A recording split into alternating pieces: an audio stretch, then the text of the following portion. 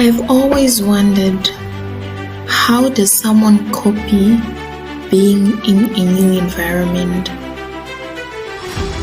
Adapting different values, different cultures in order for them to fit in the new society. Join me as I learn how people adapt, how people cope up in a different society. As I'm on a journey to interview different foreigners in South Korea, a different society for most foreigners, people coming from all over around the world, from Africa to Asia itself. Different skin colors, different cultures, different values. I hope you learned something just the way I am.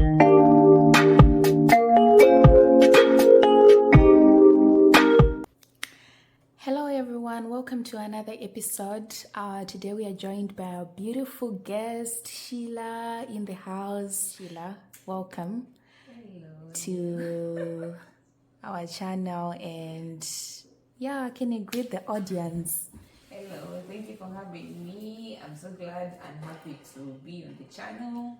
Hello, my name is Shilla Wesonga. I'm a student pursuing my PhD in electronic engineering at Kyungsung University in Busan. Wow, thank you so much. I actually wanted you to introduce yourself later, but I think you did a good introduction. Okay, can you help me to tell the audience, what do you do at Kyungsung?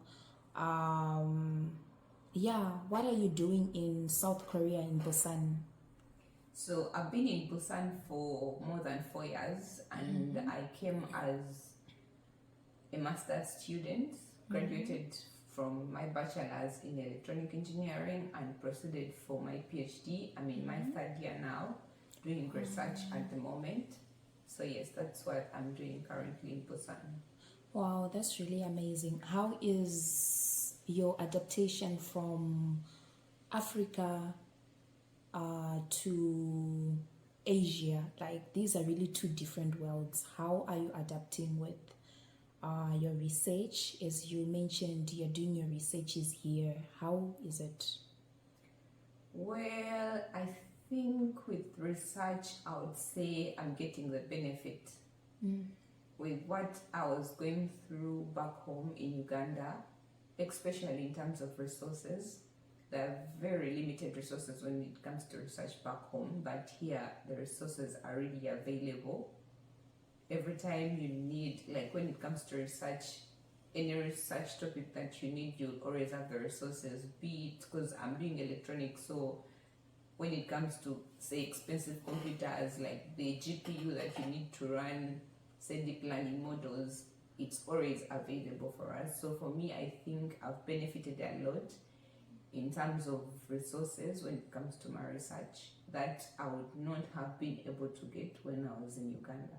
Wow, that's really amazing. But so far so good. You said you have been like here for 4 years. Let's say 5 years now, right? In Busan, 4 years. In Korea, more than 5 years. Wow, more than 5 years. When you first came to Korea, did you see yourself where you are right now? No, definitely not. No. What was your perception when you came to Korea? I actually had no expectations. All I knew was, okay, I've gotten a scholarship. I'll have to spend 3 years because the scholarship is 1 year language school and 2 years of master's program. And all I was looking at is I have to graduate. So for me, it was more of the 3 years and I'll see what happens after I graduate. I really didn't have expectations of I'll be here for 5 years or more, but it just came as time passed by. Oh, wow, that's really amazing. It's actually my first time to hear someone who has been just taking life as it is. I think it's a good, a good perception of it to reduce against stress. Just take things as they go by. Okay, that's really amazing. So how have you been able to adapt to the different societies of the to the other part, like in Seoul, then coming down here to Busan? Like, I feel these are two different That's true. parts I of feel Korea. like in Seoul there is more cultural diversity than in Busan. Though, and that was, I think, during my first or second year, things that I think I felt. But right now, even Busan is becoming so exposed to different cultures, especially because of the 2030 World Expo bid.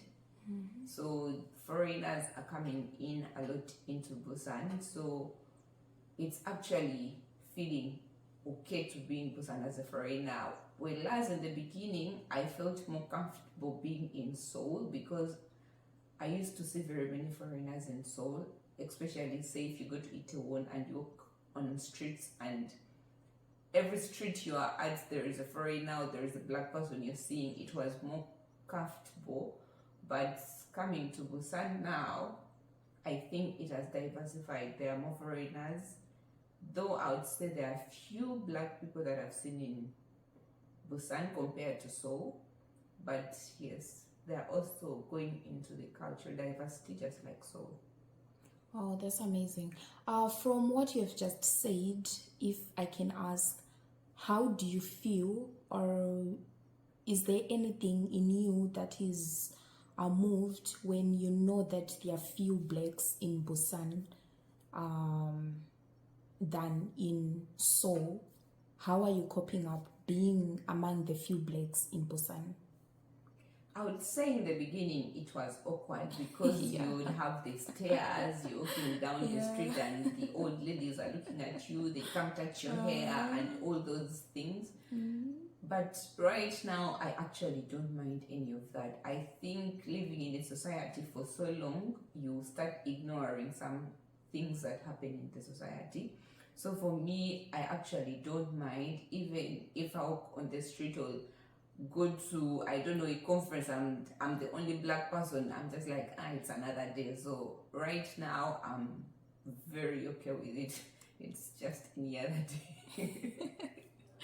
Which is really good. I think as time goes by in Korea, you just start to take as it is. What you're saying, it's another day, let's just move on, let's Definitely. carry our armor and let's just march on like that, which is really a way that I think most foreigners are taking it.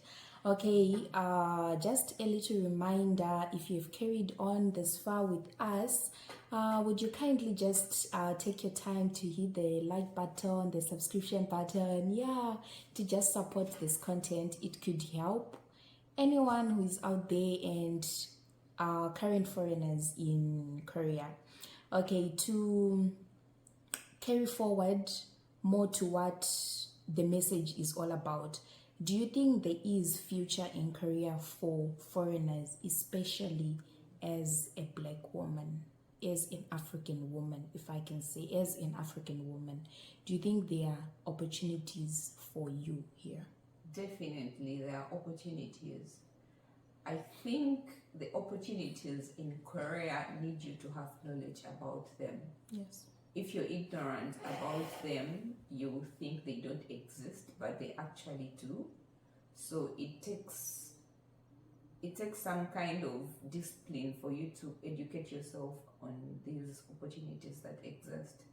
And I would say one of the things that would help in getting most of these opportunities is learning the language.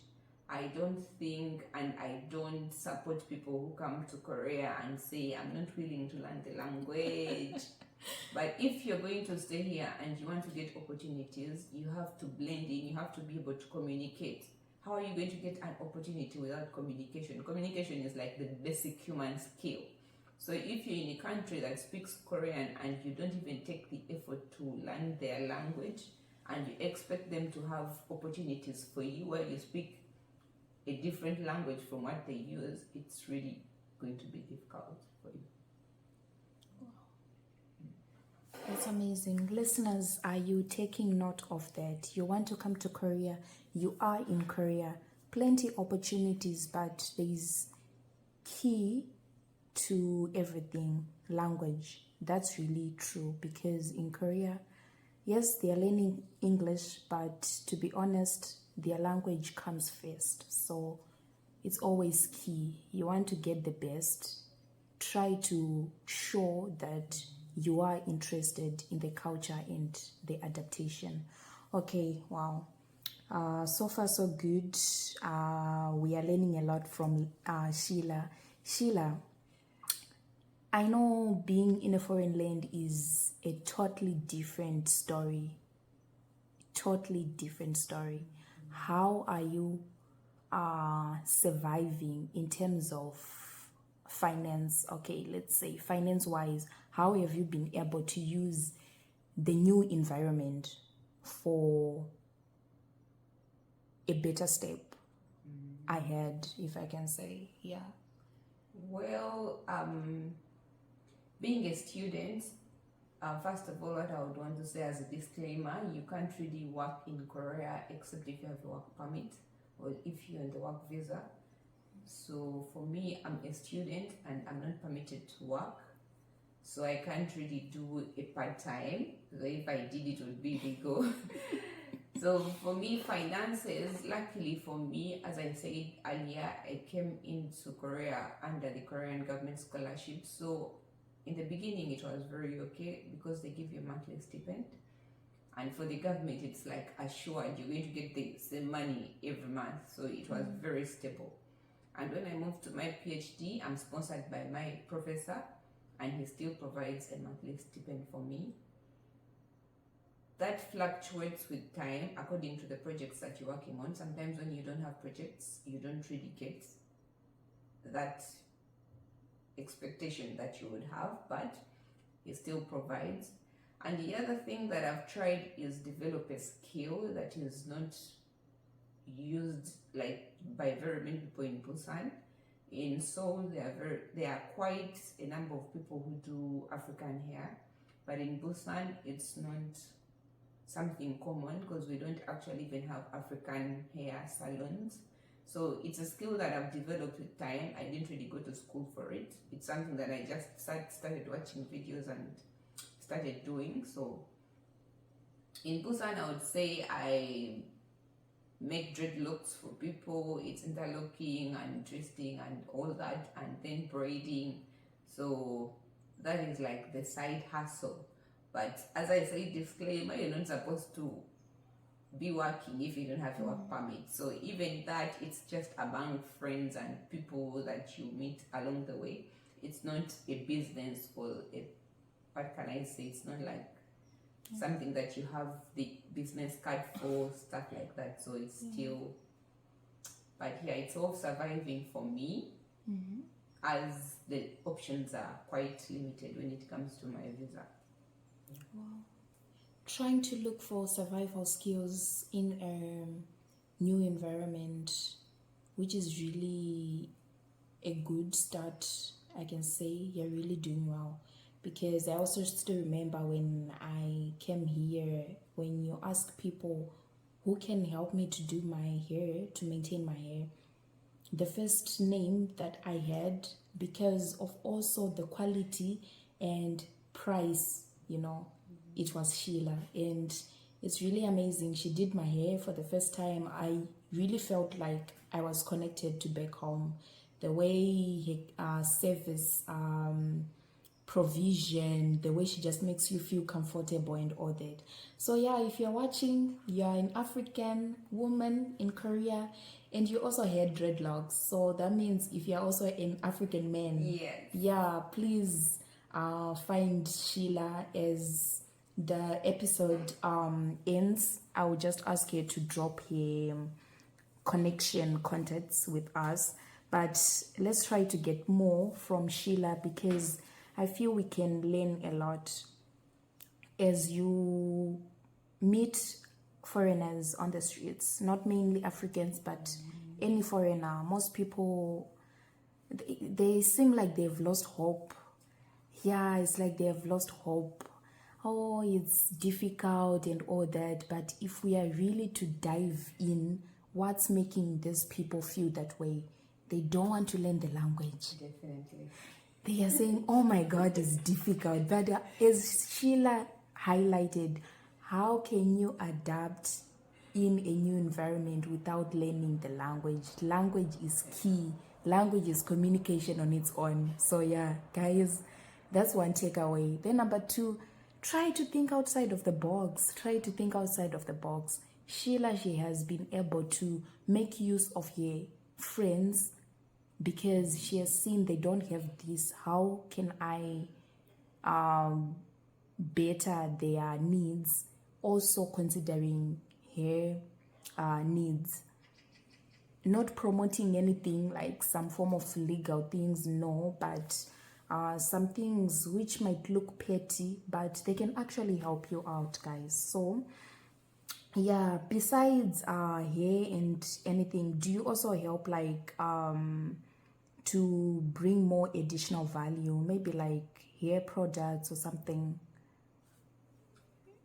For the hair products, I think it's tricky. One, because you have to do the import. Yeah, of course. So, which becomes sometimes expensive. And the only time that I'm able to do that is when I'm getting my personal items from home. So I like they incorporate some of the hair products and they bring those. But saying it's just importing hair products and doing the distribution, it's quite tricky because it's more expensive. Yeah. And you realize that people are not willing to pay the price for the amount you've used to import these things. So I don't do much. I only do probably the braiding hair. If I'm braiding someone, I can provide the braiding hair because we can actually buy that even off online sites, which is easy to do here in Korea. So Yeah, that's really true. In Korea, wow, I should applaud. Their services are just on time and perfect. Like, you are never able to miss anything because all services work very, very well. Okay, Sheila, another thing, you cannot go anywhere without facing challenges. I think we would be lying to people if we just put the roses out there. Any rose has a thorn. What are the thorns?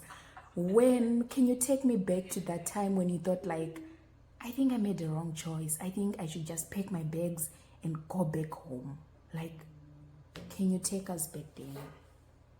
for me, the times that I felt like I think I need to go home wasn't actually because of anything else but just loneliness. Those are the times that I feel like it's time, I just want to go home. It's not like I want to go home for good, but I just feel like I need to go home. When I felt like I really need my family, I need those friends that I've grown up seeing, the ones that I would call anytime. So for me, I think it's just relationships. I also realized that one of the hardest things that I've faced is making long-term friends. In Korea, it's more of you meet someone, say hi, you can call them up, oh, can we have dinner? But it's hard to make a connection. So for me, the times that I feel like I really need to go home is when I miss the connections with friends, with family.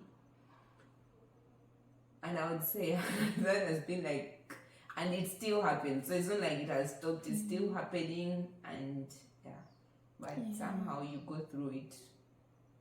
Yeah, that's true.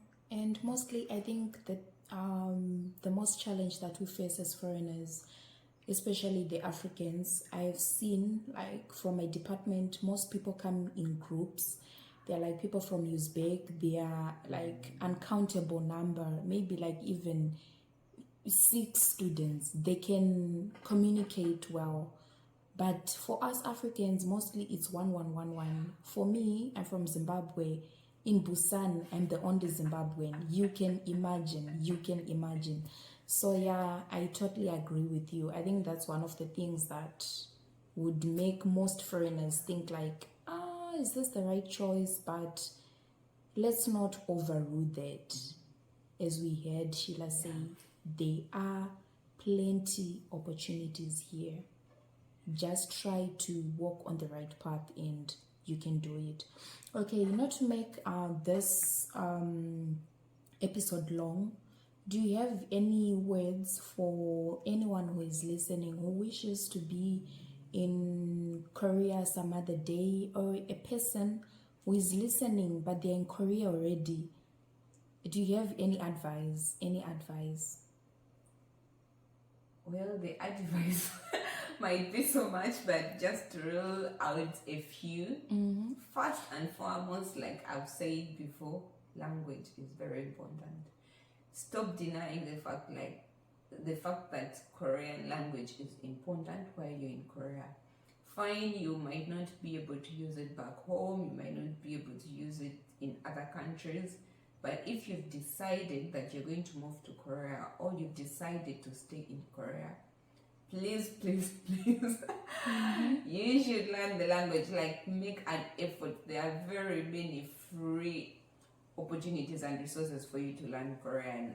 There is KIIP program, which is free. It's a free program from immigration. You can look it up. They provide classes from 0 level to the 5th level, and it also helps you actually when you're applying for visa. There are certain visas like F2. If you have KIP, they give you 30 points. The 20 points are for having the 5th level, and then the 10 points are for passing the exam. And this is going to help you get a visa faster than a person who has not. It also helps you get better opportunities. If you're applying for a job and you can speak Korean, and you're versed with a person who does not speak Korean, who do you think is going to get the opportunity? Definitely a person who speaks Korean, because it's going to be easier for the people in the company to communicate to you. Then I think secondly is just to change. I don't want to say mindset, because this is a thing that I don't like, because there are very many, people who use that thing of change your mindset. But for me, I feel like it's just make a choice. Choose that, okay, I'm going to stay in Korea, or choose to leave. Those are the two options. And if you choose to stay, try to Sorry about that. So if you choose to stay, try to comply, try to live in the society that you've chosen to stay in. Don't live in Korea with expectations of the US. Take Korea as a society as it is and adjust to the society that you're in now. Don't have expectations of a different society placed onto the society you're staying in now. Be it from health to the food to the weather, try to adjust. It might take time, because of course, for me, we don't even have winter, like seriously, but you adjust, you find the positives in everything. You find the positives in food. There are diverse food. You find people who complain about food. Oh, I can't eat Korean food, or this and that. But it's like there are so many foods that you can choose from, and you'll get something that will be to your taste. So for me, I think it's making a choice, and finally stop making excuses. Yeah, that's because true. I think it's in the law where they say if you're found on the wrong side of the law, you can't say you didn't know. You're supposed to educate yourself about things. You're not going to give an excuse of, oh, I don't know about this, oh, I didn't know about that. I think that is just wrong. So choose and then just try to make the right choices along the way. Wow, that's really detailed. Those listening, I don't need to add anything. That's just detailed. I hope you are not sideswiping what she's saying, but really, guys, just take your time and digest this. I think it's really helpful. Then one last question, and I think this is the thing that everyone is waiting for, because oh my, you're moving to another country. Definitely there is this part that is inevitable: love. How are you coping up finding love? Not finding as such, it's not a project, but It can be a big one. but yeah, how have you been able to cope up 5 years in Korea? Is it easy to get an oppa, or is just a thing of settling for the Africans? Yeah. I Or think foreigners. I think it depends on personal choice when it comes to who to date, when to date, and stuff like that. From personal experience, as I said in the beginning, I really didn't have expectations when I came to Korea. So it wasn't about, oh, I might go and then find an oppa like the ones who sing the K-dramas. No, it wasn't that. And when I moved here, I was in a relationship, but because of the long distance, it was very hard to maintain the relationship. And I'm a person who really loves being loved and just being in that space of love. So I got out of relationship into one. It wasn't for expectations of having something long lasting. It was more of comfort of I don't have to feel alone. But as time goes on, just like any other relationship, you either fall out or stay in the relationship. So for me, for the 5 years that I've been here, I've been in a relationship. Yeah, I think for me, I just didn't have the Korean dream of oh, I can move to Korea, then find the Korean oppa. Or no, it wasn't for me. That was not something for me. But all I wanted is to find comfort, to find a partner to share so much with. Because come on, this place is lonely. Like being 5 years and you're only sharing like this life with yourself. It's not like you're going to have friends to call every day because everyone is having a busy life. So for me, I think it was more of comfort. Wow. So I found a person that I found my comfort in someone, and I just chose to stay with that person. Okay, thank you so much, Shilla. As we close up, I just want to close up with just one question. Was it worth it? Do you have regrets? Moving to Korea, definitely worth it. Oh my God. Thank you so much. Definitely. Thank you so much. You hear someone, she says it was worth it. She didn't have to explain too much. She just said it was worth it. So guys, I just had to pass this to just help one another to see the other side of what we might be overlooking. Once again, take your time please to like, to subscribe, so that the next time when I get someone who is willing to share the good and whatever they have been able to learn, yeah, you are able to get that information. And once again, help me to thank Shilla.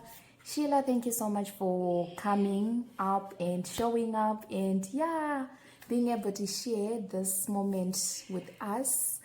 Till the next one, guys. Bye. Take care of yourself. Lots of love.